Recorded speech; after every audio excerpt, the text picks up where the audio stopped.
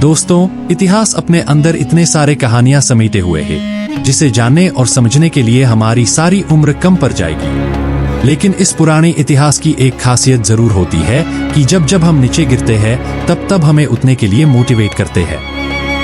कुछ इस तरह रोम की एक तस्वीर है जिसे रोमन चैरिटी के नाम से भी जाना जाता है, जो वास्तविक प्यार और त्याग का प्रतीक है।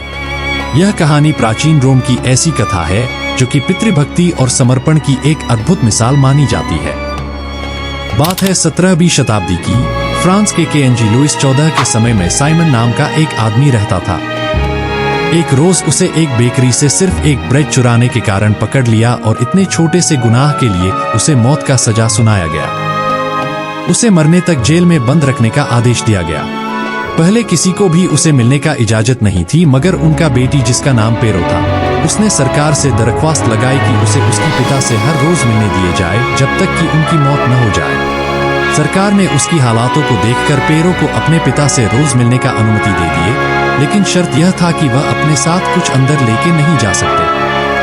पेरो जब भी अपने पिता से अंदर मिलने जाता था, हर बार यह ख्याल रखा जाता था कि पेरो अपने साथ खाने लायक कुछ अंदर नहीं ले जा पाए, इसलिए हर बार पेरो की जांच होती थी और कुछ न मिलने के बाद ही उसे अंदर जाने की इजाजत मिलती थी।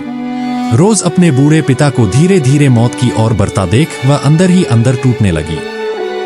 पेरो को अपने पिता की यह हालत देखी नहीं जा रही थी, इसलिए पेरो ने मन बना लिया था कि वह अपने पिता को जैसे भी करके जिंदा रखेगी।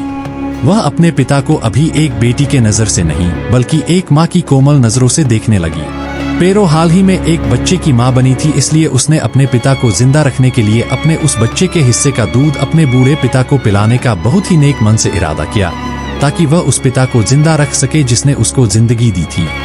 लगभग 4 महीने ऐसे ही बीत गए, लेकिन वह बूढ़े आदमी अभी भी जिंदा था और उसका हालत भी ठीक ठाक था।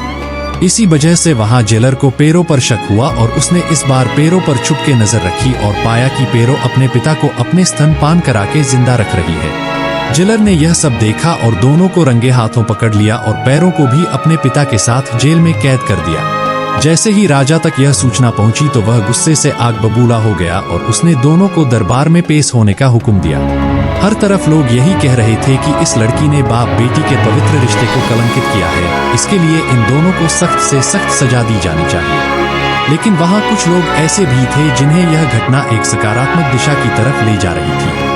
उनका कहना था कि वह बेटी अपने पिता से अपार प्रेम करती है और उन्हें किसी भी हाल में मरने नहीं देना चाहती, इसके चलते यह गुनाह नहीं बल्कि एक बेटी का अपने पिता के लिए प्रेम दिखाई देता है।